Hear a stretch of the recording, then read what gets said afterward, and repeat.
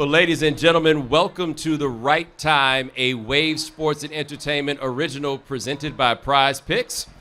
My name is Bomani Jones. Thanks for listening wherever you get your podcast. Thanks for watching us on YouTube. Subscribe, like, rate us, review us, give us 5 stars. You only give us 4 stars, I'm inclined to believe you are a hater. And thanks to everyone here at Austin at South by Southwest joining us. Sean, sitting here actually with me on the camera this time. Yeah, we do the show remotely. Bo's in New York, I'm in LA, so this is a very special, I think, moment. But also, thanks to all the people at Sportico for the hospitality, and we're just excited to be here. Yeah, and Sean's here for like the 48 hours of my life that I have felt older than I have ever felt. The most recent part of feeling older than I've ever felt, we go to dinner last night. Like, you got to understand, man, I'm not saying this as a flex. It's just an understanding of who I am. I graduated from high school when I was 16. I graduated from college when I was 20. Like, I'd been like the young person everywhere I went. We went to dinner last night. It was 6 people there, and not only was I the 3rd tallest, I was how was I, 4 years older than everybody? Yeah. There was a lot of 39s, and then you. Why you say it like that?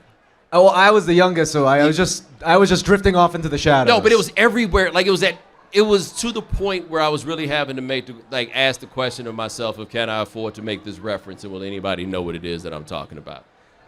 When you found out you were the oldest, the wind in your sails kind of just disappeared. Well, yeah, and then it got worse because y'all just kept talking about it.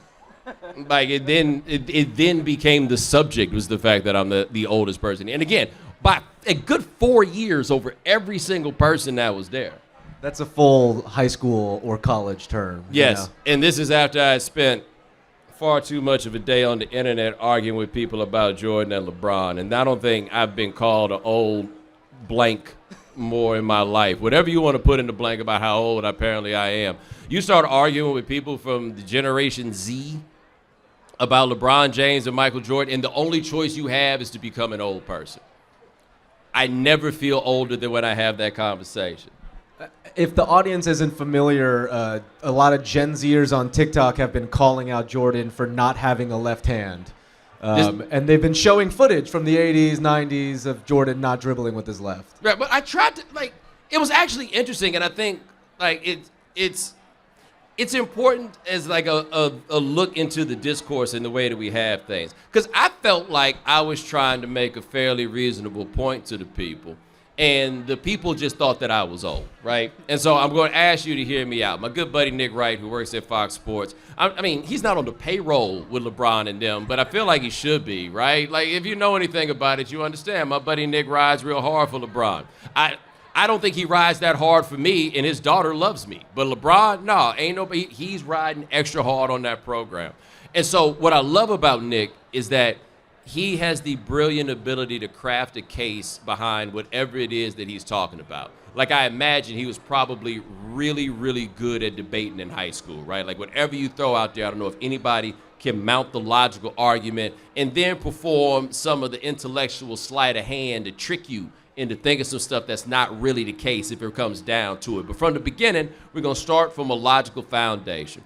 And it's based on all these various statistics. And when you're talking about LeBron, like, you have a data set that's going to give you a number that's going to be incredible no matter what, because nobody's been able to stack up, like, other than Will Chamberlain, but Will Chamberlain didn't play for 21 years, right? So nobody's been able to stack up all this stuff like LeBron has.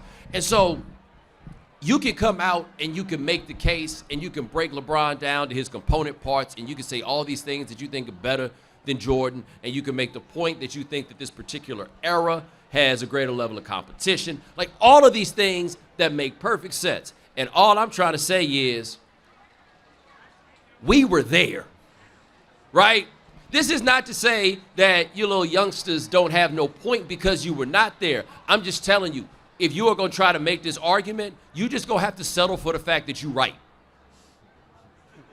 You see what I'm saying? Like, if you think that you are correct, You are just going to have to be satisfied with the fact that you're correct. You're not going to get me to believe that you are right. You're not going to come out here and with your goddamn PowerPoint presentation and a laser pointer and start bringing all this stuff up and down. You could break out some sigmas. You could break out some deltas. You could break out all the Greek letters, the mu, to try to make this point and try to show me that no matter how you slice it, with frequency distribution or whatever performance that it was, that LeBron is better than Michael Jordan. You can go ahead and do all that. The problem is, dog, I was there.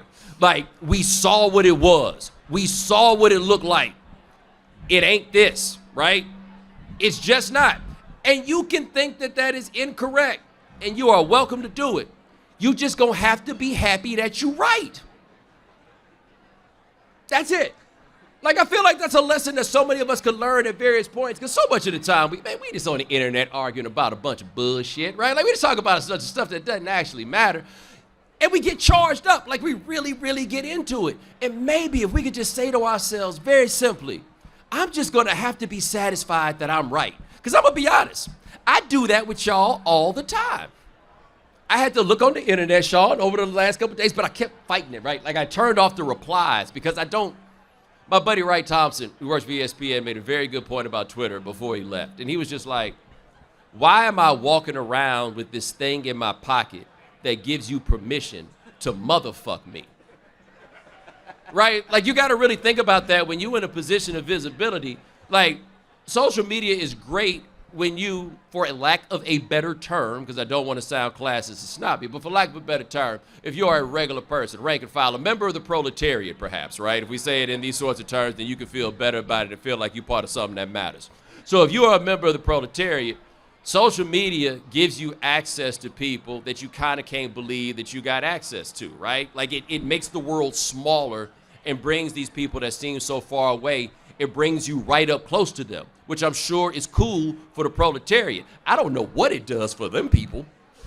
Like, the benefit that you get, so what's happened? Dude, I can meet more strangers than I ever have in my life, and they can say whatever they want to me. This is not a beneficial thing anybody wants to have in their lives, right? It doesn't do anything good for you. So I turned off all the replies because I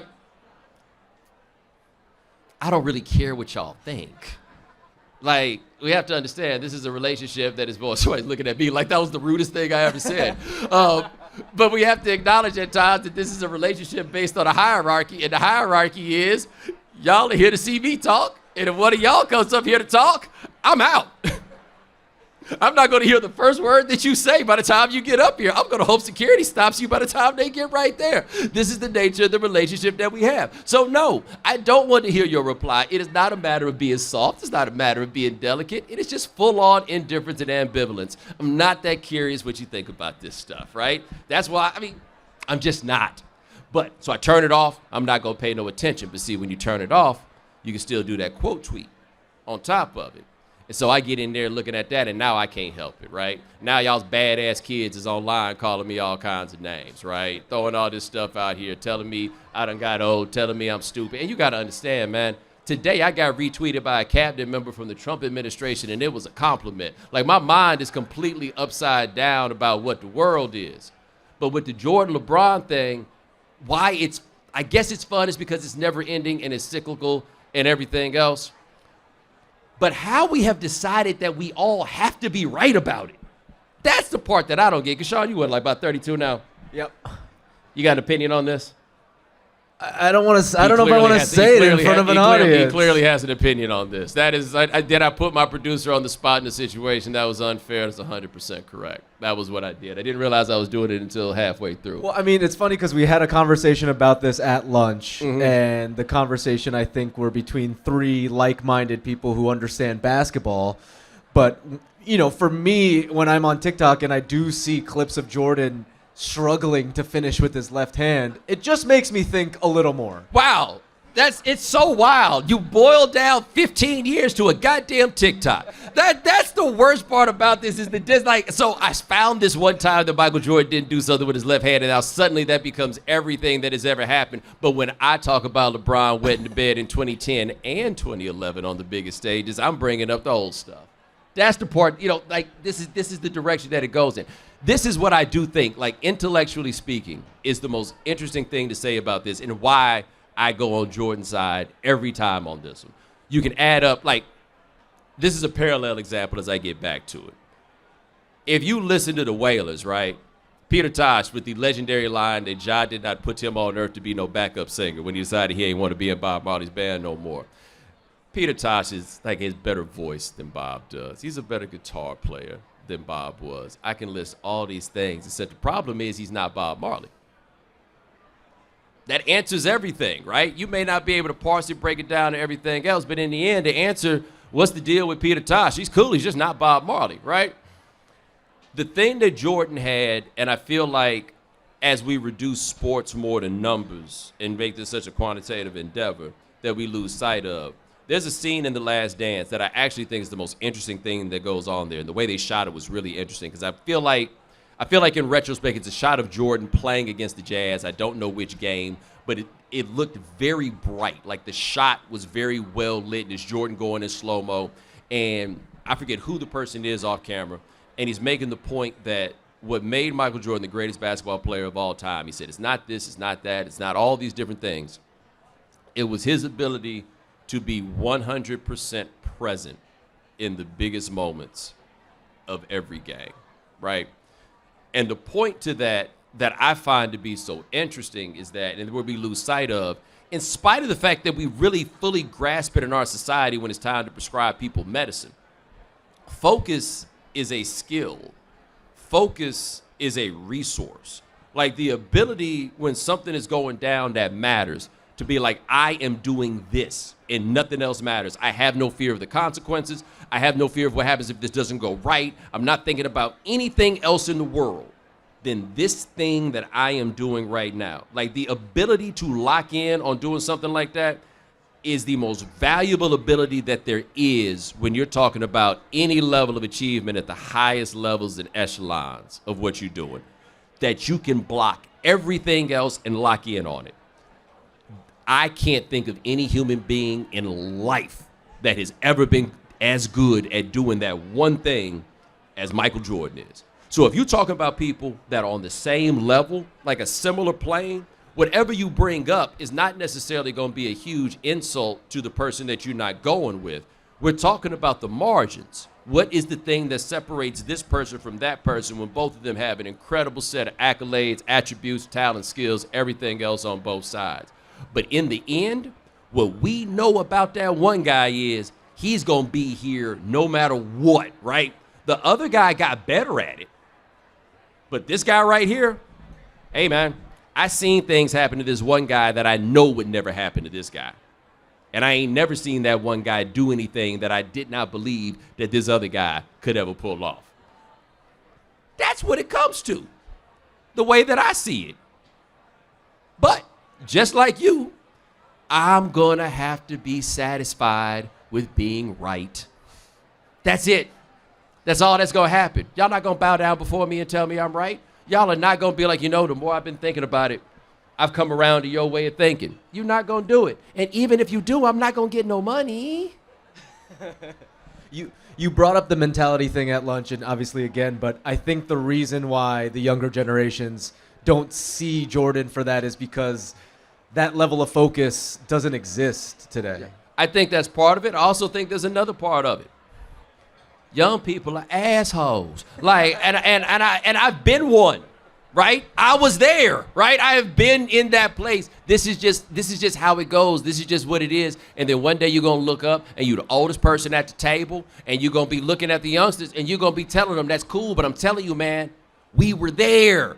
And there's going to be some other group of children, assuming that the world ain't fried up by then, and they're going to be looking back the same way when you talk about LeBron and they talking about Big Vic from France, and they saying all the same stuff, and they're going to be pulling up these clips of LeBron getting devastated in the post by J.J. Barea, right? They're going to go back and talk about getting swept by all these. They're going to pull out all that sort of stuff that you're trying to pull out on Michael Jordan, and they're going to go back and they're going to look at them kids, and they're going to be like, all right, I hear you, but we were there.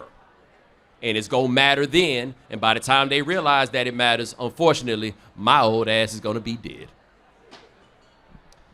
You're not wrong. Speaking of being there, Bo, we're here talking about sports media. You have been in the industry significantly, not to do the old thing again, but significantly longer than most people here.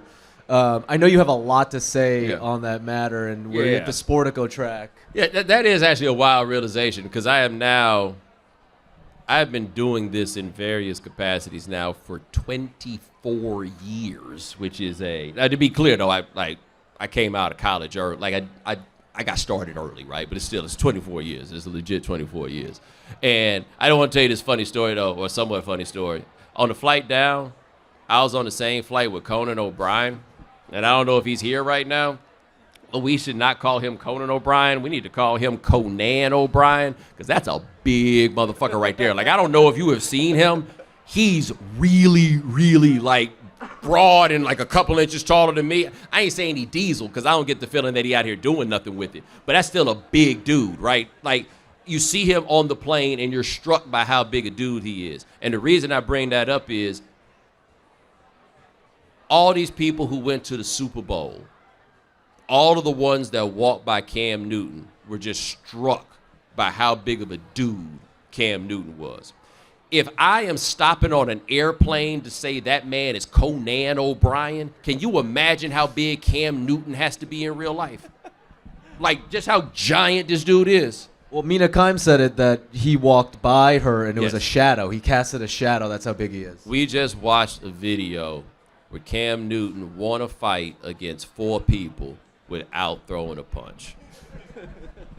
I don't care. He came out later and he said that he didn't know that he was apologizing for all of it. He kind of low-key was admitting that he started it, right? All of those things. But the point wasn't that he started it. The point was, even if he started it, you're probably going to need to come up with a different method of conflict resolution. Like, if you Cam, the reason you can't start it, as we have seen, is can't nobody fight you fair. So, like, the trunk is your best option. Like if it's coming, like these are your choices, man. They say you got to go fight Cam Newton. You could try to swing on him, or you could lay his big ass down. Option B is really if you have to get it done, choice 1 is not an option. It's not going down, and that's why cats like him can't be out here fighting people, because can't nobody fight him straight up. Now, of course, I know all these things and I've heard all of these things about Cam because Cam does podcasts now. I am very interested in the fact that he does podcasts. I am very interested in the fact that so many athletes now are doing podcasts. I know Iman Shumpert was here doing one earlier. I also feel like, given the type of event that is, and ostensibly there's people who make decisions in this, and we should be thinking about our industry, we kind of got to talk about what's going on, right?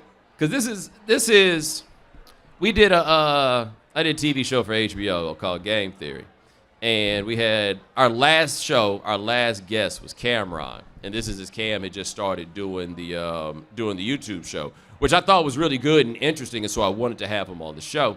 And I looked at him and I said, when I was in college, a lot of them cats wanted to get like you, right? They were wearing the pink because they was trying to get like you.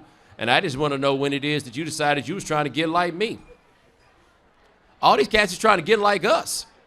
And it's almost like you remember when the Apple products really got to moving, right? Like when people really started getting the Macs and people and it was an interesting shift because you probably noticed it when the cool people and the people who made beats started using Apple products and started telling everybody that they were using Apple products. But part of why I've always felt like Apple caught on the way it did as a brand is because it was the rare thing that the dorks were on first.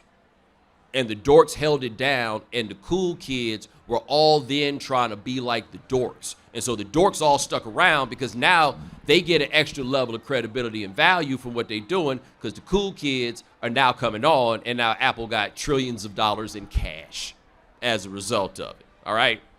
I'm not saying that my industry is a bunch of dorks, but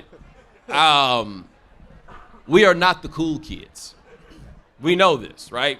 The cool kids are the people that we cover. In fact, a great deal of the resentment that comes from the dynamic between the two groups has a lot to do with the fact that a lot of the people who cover sports can't live with the fact that the cool kids are the ones that we cover, that the people that we cover by and large are the ones who are better at their jobs than we are at doing our jobs. It's the truth.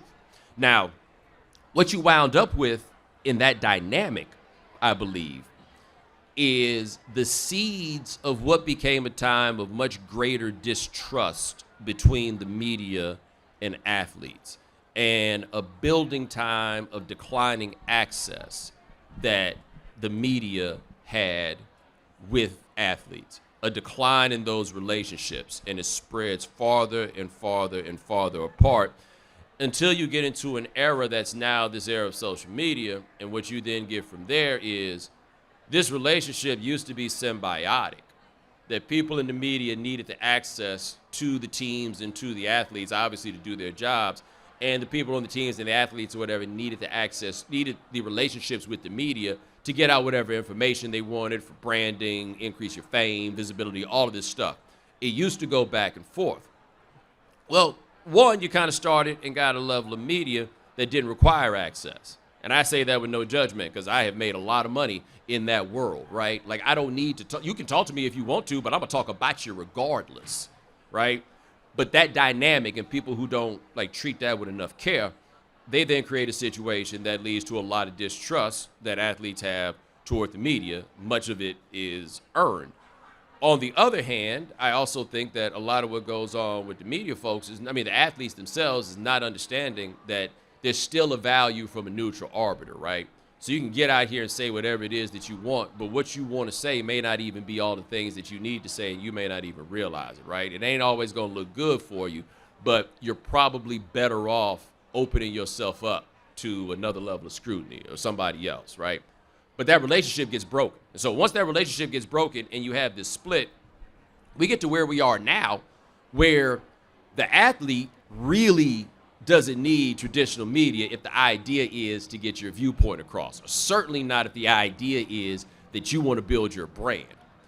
You can go do that all by yourself. It's funny, I was flying in here, my buddy Dave Jacoby of Jalen Jacoby was on the flight with me, and I hadn't really thought about it until I talked to him, but I looked around, and this is me talking, not him, but like, you look at the template for all of these podcasts, and they all Jalen and Jacoby, right? You get an athlete, find a white guy if you can. If not, he certainly has a friend on the payroll that can sit down and ask questions and be like I don't know what you call these guys, right? But you understand what I'm talking about, right? That was the beginning of it. And Jalen Rose came on with all the stories and everything else. And that's a very famous person who had been through all these different things, has seen all these things, a legitimate, cultural icon in sports. And that became what all these podcasts basically are, right? And what's interesting about that, when I think about it, and why I bring it up, and how all of us need to think about what we're doing is, hey, man, do not underestimate the value of a professional. It is not that athletes can't make good content. It's that most of them, up until this point, are not professionals, right? So I worked at ESPN for a very long time, and what happens when you do that is you see athletes who start off doing this new and then become professionals, like dudes like RC, right, like Ryan Clark, Marcus Spears. Them dudes are professionals. Like, they got in there, they got on that grind. Shannon Sharp is a fantastic example of it. Like, a dude who was down at Fox, and my understanding was he was getting off the set wanting to watch film on what he was doing so he could get better. You understand what I mean? Like, this is not at all to make the argument that an athlete can't be good at making this kind of content. However, it's a lot of people making content, and it ain't all good, right?